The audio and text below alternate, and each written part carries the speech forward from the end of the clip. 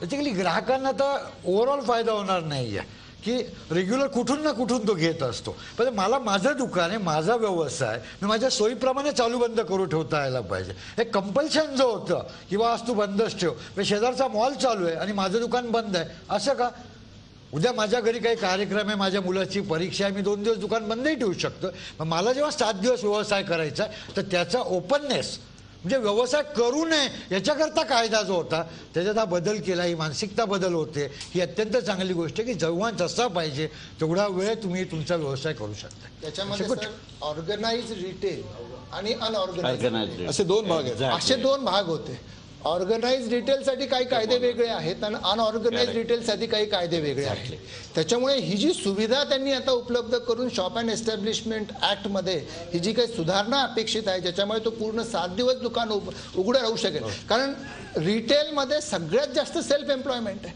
मग ती पानाची टपरी असो, साधा किराणाचं दुकान असो, कन्झ्युमरचं दुकान असो, कसंही असो, याच्या पुढे जाऊन अपेक्षित असं होतं. मग हे जे केलं त्यांनी, मी तसं सांगितलं की पहिल्यांदा त्यांनी बजेटमध्ये इंटरनल ट्रेडचा उल्लेख केला. याच्या पुढे जाऊन अपेक्षित असं होतं की इंटरनल ट्रेडच्या बाबतीमध्ये जर केंद्र शासनाचं एखादं धोरणाच्या बाबतीत जर त्यांनी सुतोवाच केले असते तर ते जास्त आणखी स्वागत राहिलं असतं. परंतु नसे थोडके सुरुवात झालेली आहे. मला असं वाटतं इथून पुढच्या काळामध्ये या बाबतीमध्ये, कारण रिटेल ट्रेडमध्ये असलेला जो व्यावसायिक आहे हा मुख्यतः भाजपचा हा मतदार आहे हे म्हणायला हरकत नाही. त्यामुळे त्यांनी त्या सेगमेंटला टार्गेट करून हा निर्णय निश्चितच. आपण माधव भंडारींचं मत विचारू याच्यावर. माधव भंडारी, म्हणजे मॉलवाले हे तुमचे आतापर्यंत इलेक्शनच्या काळात उपयोगी पडणारे फंडर होते आणि इलेक्शनच्या वेळेला तुम्हाला किरकोळ विक्री करणारे तुम्हाला मदत करत होते. या दोघांची काळजी घ्यायचा प्रयत्न या बजेटमध्ये झालेला आहे. नाही, या तुमच्या मुद्द्याकडे येण्यापूर्वी महाराष्ट्राच्या दृष्टीने एक महत्त्वाचा मुद्दा आधी नोंदवतो, कारण तो परत कुठे येणार नाही. जलसंधारणाची जी भूमिका केंद्राच्या अर्थसंकल्पात आज मांडली गेलेली आहे ती महाराष्ट्रातल्या जलयुक्त शिवाराचं ट्रान्सलेशन आहे.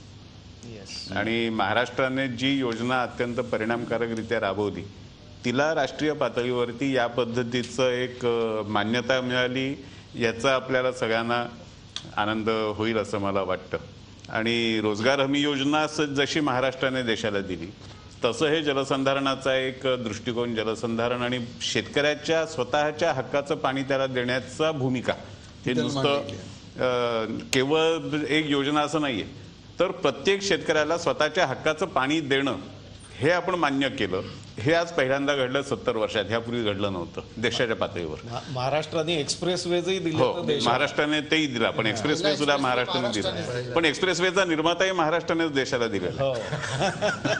आणि त्यांच्याच खात्याला यंदा मॅक्सिमम अलॉकेशन आहे. दुसरा एक मुद्दा मला थोडा 1 सेकंदात स्पष्ट करण्यापुरतं की आपण सकाळपासून 70,000 कोटी रुपयांच्या कपातीचा उल्लेख करतो, पण त्यातली वस्तुस्थिती आपण लक्षात ठेवली पाहिजे की वित्त आयोगाने केंद्र सरकार आणि राज्य सरकार यांच्या वाट्यामधलं जे प्रमाण आहे ते बदललं. 68% 58% केंद्र सरकार आणलं, 10% राज्य सरकारनं वाढवून दिले. तो बदल केल्यानंतर कराव्या लागलेल्या ह्या कपाती आहेत. ह्या कपाती राज्य सरकारकडे वर्ग झालेल्या आहेत. योजना कदाचित बाजूला ठेवल्या असतील पण पैसा राज्य सरकारला गेलेला आहे. त्यामुळे हे 70,000 कोटींची कपात हे थोडंसं तांत्रिक मुद्दा आहे, त्याच्यावरती आपण फार भाष्य करणं योग्य आहे असं मला वाटत नाही. आता आपण त्या आमच्या मतदारांकडे येऊ. आम्ही जेव्हा रिटेलमधल्या FDIला विरोध केला तेव्हा आमच्यावरती हाच आरोप होता की छोट्या व्यापाऱ्यांची पार्टी आहे म्हणून ते रिटेलमधल्या FDIला विरोध करतायत. आम्ही रिटेल सेक्टर जो आहे त्याचं क्षमता, त्याची ताकद ही आम्ही पूर्वीपासून सांगतो की देशामध्ये सेवा क्षेत्रात जास्तीत जास्त रोजगार जर कोणी देऊ शकत असेल तर फक्त रिटेल सेक्टर देऊ शकतो. शेतीच्या खालोखाल क्षमता जी आहे ती रिटेल सेक्टरची आहे. आणि त्यामुळे या वर्गासाठी, ह्या क्षेत्रासाठी ठोस पावलं उचलणं हे आवश्यक होतं. आम्ही जेव्हा सत्तेत नव्हतो तेव्हा सुद्धा आमचा हा आग्रह होता. आज सत्तेत आलो तर आम्ही जो आग्रह पहिल्यापासून धरत आलो त्याच्याबद्दल आम्ही पावलं उचलणं हे स्वाभाविक आहे. आणि आमचा मतदार आहे की नाही ह्याची चिंता न करता रिटेल सेक्टरमध्ये काम करणारा प्रत्येक जण, मग तो कोणत्याही जाती धर्माचा असू द्या, तो या देशाचा नागरिक आहे.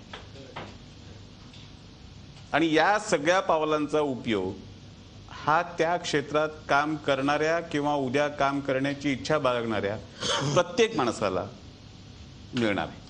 आणि एक मुद्दा जाता जाता परत त्याची चर्चा होईल की नाही मला माहीत नाही, पण यावेळेला पहिल्यांदा अनुसूचित जाती जमातींमधले आदिवासी आणि दलित क्षेत्रामधल्या उद्योजकांना विशेष प्रोत्साहन देण्याचं धोरण हे सरकारने स्वीकारले. त्याच्यासाठी काही महत्वाचे मुद्दे इथे अर्थसंकल्पामध्ये 500 मांडले कोटीची गेले. तरतूद त्यांच्यासाठी त्यांच्यासाठी तरतूद, स्वतंत्र तरतूद करण्यात आली आणि बहुधा माझ्या बँकेला ते त्यांनी तशा स्वरूपाच्या आणि बहुधा ही 70 वर्षातली पहिली घटना असेल की अशा पद्धतीने ह्या क्षेत्रातल्या उद्योजकांसाठी वेगळं पाऊल उचलणं, त्यांच्यासाठी प्रोत्साहनाची वेगळी भूमिका घेणं, हे सुद्धा बहुधा 70 वर्षात पहिल्यांदा घडलेलं आहे. शिक्षण हे अतिशय महत्वाचं क्षेत्र आणि ज्या देशामध्ये 54% जनता ही वयाच्या 35च्या आतली आहे त्या देशासाठी शिक्षण क्षेत्रावरची तरतूद अत्यंत महत्वाची.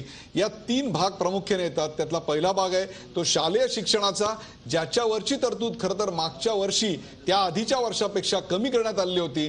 त्याच्यानंतरचा म्हणजे उच्च शिक्षणाचा, ज्याची तरतूद 24,000 कोटीवरनं या मागच्या वर्षी 27,000 कोटीवर करण्यात आली होती.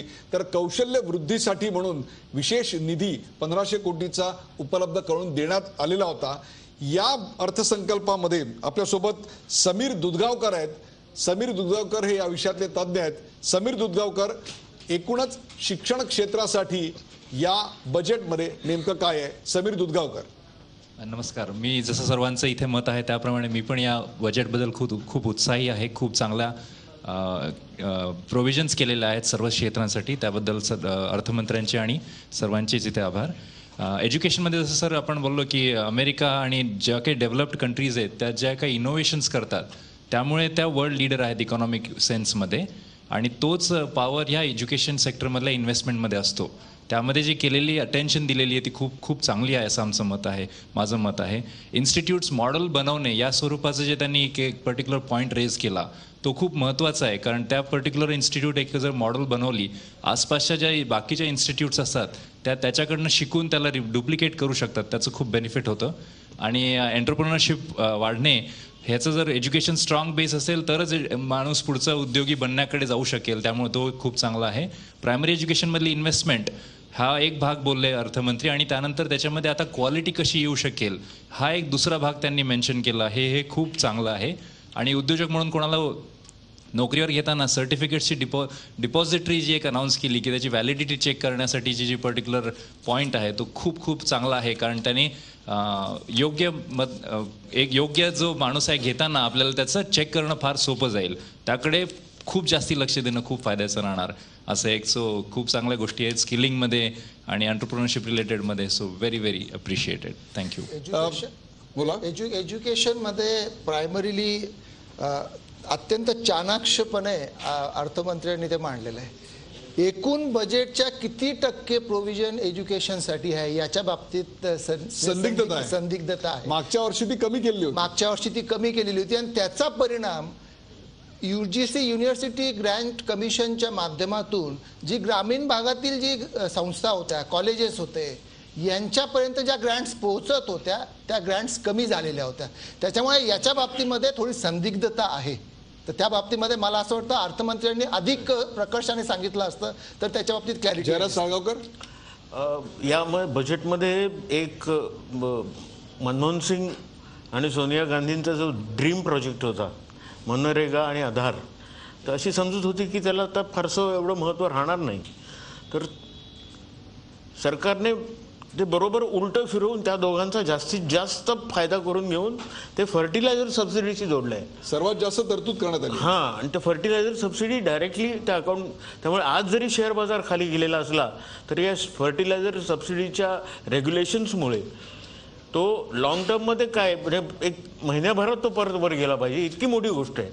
आणि ती जी वेल्थ होती मनरेगा ती त्यांनी आधार बरोबर कनेक्ट करून ते इम्प्लिमेंट करण्याचा प्रयत्न केलेला ही पॉझिटिव्ह गोष्ट आहे. या सरकारची अत्यंत महत्वाची गोष्ट होती ती म्हणजे मेक इन इंडिया, किंबहुना मेक इन इंडिया अंतर्गत या देशाअंतर्गत असणाऱ्या मॅन्युफॅक्चरिंग सेक्टरला खूप मोठ्या प्रमाणावर चालना मिळेल अशा स्वरूपाची स्वप्न दाखवली जात होती.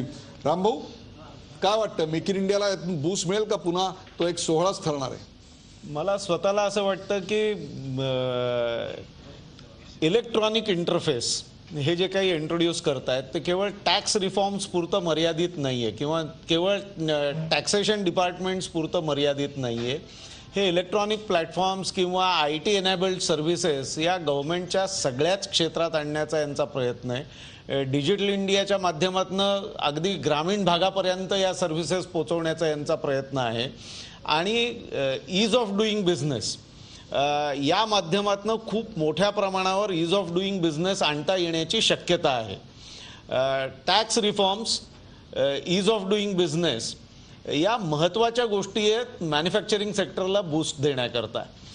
सिम्प्लिसिटी इन टॅक्सेशन ज्याच्याविषयी अर्थमंत्री त्यांच्या याच्यात बोलले.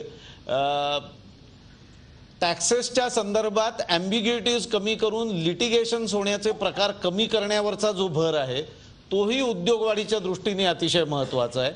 त्यामुळे मला स्वतःला असं वाटतं. आणि तिसरी गोष्ट की इन्व्हेस्टमेंट एन्व्हायरमेंट इम्प्रूव्ह व्हावी याच्याकरता म्हणून जे गव्हर्नमेंटचे प्रयत्न यातनं सगळ्यातनं मेक इन इंडिया एका दिवसात कंपनीचं रजिस्ट्रेशन अशा प्रकारचं एक ज्याला स्वप्न म्हणून अशा प्रकारची एक योजना आता त्यांनी आज जाहीर केलेली आहे. आपल्यासोबत मेक इन इंडियामध्येच एक दुसराही महत्वाचा मुद्दा लक्षात घेऊया ना की मेक इन इंडिया हे काही स्पेसिफिक प्रोजेक्ट नाहीये. That's an umbrella of a project. Rambhau जसं म्हटले त्याचा पुढचा मुद्दा असा आहे की कुठच्याही प्रकारच्या उद्योगाला एक प्रकारचा बिझनेस लागतो, एक प्रकारचा फायनान्स लागतो. आपण पटकन अशा वेळेला म्हणतो की FDI आणता येईल का, आणि मगाशी माधवराव जसं म्हणले मग ती FDI परत जाईल का. तर माझ्या देशातल्या उद्योजकाला जसा माझा ग्राहक बाजारातला हवा तसं त्याचं गुंतवणुकीचं साधनही भारतातलंच हवं. एवढ्या करतात जर संपूर्ण आपण टॅक्स स्ट्रक्चर आणि इन्व्हेस्टमेंट पोर्टफोलिओ बघितला तर तो दीर्घकालीन आहे, तो देशांतर्गत आहे आणि तो कर्जरोख्यांच्या रूपाने आहे. कर्जरोख्याचं सगळ्यात महत्त्वाचं वैशिष्ट्य असं असतं की व्याज आणि मुद्दल परत फेडल्यानंतर तो उद्योजक स्वतःच्या बॅलन्स शीटवरती ते दाखवायला बांधील राहत नाही. अशा परिस्थितीत त्याच्या संपूर्ण लिव्हरेजिबिलिटी वाढेल. हा खरा म्हणजे मेक इन इंडियाचा गुंतवणुकीच्या आणि उद्योजकांच्या दृष्टीने सगळ्यात महत्त्वाचा फायदा या अर्थसंकल्पामुळे होणार आहे. दुसरा एक मेक इन इंडियाच्या संदर्भातला मुद्दा आहे आणि ज्याचा ग्रामीण अर्थव्यवस्थेशी फार जवळचा संबंध आहे. एक अनाउन्समेंट अशी होती की प्रोसेस्ड फूड प्रोडक्ट्सच्या मार्केटिंगमध्ये FDI आणता येईल. 100% FDI. बघा 100% FDIला विरोध असलेली मंडळी अनेक आहेत, पण ग्रामीण भागातल्या शेतीमालावर प्रक्रिया करून तो मार्केटमध्ये नेताना जी दमछाक होते त्याच्यामुळे बहुतेक फूड प्रोसेसिंग इंडस्ट्रीज या आजारी पडतात, त्या यशस्वी होऊ शकत नाहीत. ज्यांच्याकडे हे तंत्रज्ञान आहे अशा मंडळींना 100% गुंतवणूक जर त्याच्यात करू दिली तर भारतात प्रोसेस झालेल्या फूड प्रोडक्ट्स करता 100% FDI अलाउ करण्याची हे जे धोरण आहे मला स्वतःला असं वाटतं की हाही मेक इन इंडियाचाच एक भाग आहे ज्याचा रुरल इंडियाला खूप मोठ्या प्रमाणात फायदा होणार. भारत हा अधिकाधिक उद्योग स्नेही व्हायला पाहिजे आणि त्याहीपेक्षा सुद्धा उद्योजक स्नेही व्हायला पाहिजे. मागच्या काही बजेटपासून आपल्याकडे जेंडर बजेट अशी कल्पना मांडली गेली, किंवा जेंडर सेन्सिटिव्ह बजेट हे आहे का असं बोललं गेलं. शुभांगी तिरोडकर आपल्या बरोबर आहेत. हे बजेट कितपत जेंडर सेन्सिटिव्ह आहे, त्याचबरोबर हे बजेट उद्योजक स्नेही किती आणि उद्योग स्नेही किती? शुभांगी तिरोडकर. आजच मोदीजी म्हणाले की बजेट म्हणजे माझी परीक्षा आहे आणि मोदीजींनी ही परीक्षा मोदीजी अगदी 100% पास झालेले आहेत. जेटलीजी पण आप परीक्षा पास हुए है. आता मला बजेट हे सर्वांचं आहे. हे बजेटपेक्षा आता पुढचे 3-4 वर्षाचे जे बजेट येणार आहे त्याच्याकरता काय करावं ह्याची सुरुवात आपण आतापासून करायला पाहिजे. एक भारत श्रेष्ठ भारत जेव्हा म्हणतात तेव्हा 50% आज महिला आहेत आणि त्या महिलांचा सहभाग ह्या सर्व प्रोसिजर्समध्ये व्हायला पाहिजे. नेहमी बजेट झाल्यानंतर ते आशादायक आहे निराशादायक आहे असं दोन्ही आपल्याला ऐकू येतं, पण हे बजेट 100% एक्सलंट आहे. 100% गुण मिळालेले आहे. महिलांचा मी इथे 2-3 विषय ॲज अ चेअरपर्सन सांगू शकते की मेक इन इंडियामध्ये महिलांचा जर 50% सहभाग असायला पाहिजे. तर एखादा उद्योग महिला स्वतः सुरू करत असेल, त्या उद्योगात तिचा सहभाग असेल तर तिला एक 3 ते 4% कमी व्याजदराने तिला म्हणजे लोन द्यावं.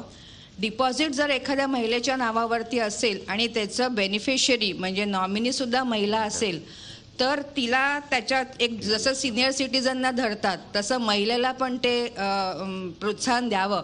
त्यामुळे पुरुष मंडळींना वाटेल की आपल्या बायकोच्या किंवा आईच्या किंवा मुलीच्या नावावरती आपण डिपॉझिट ठेवावे. She be financially more secure. तिसरे इन्शुरन्स. झी 24 तास रहा एक पाऊल पुढे.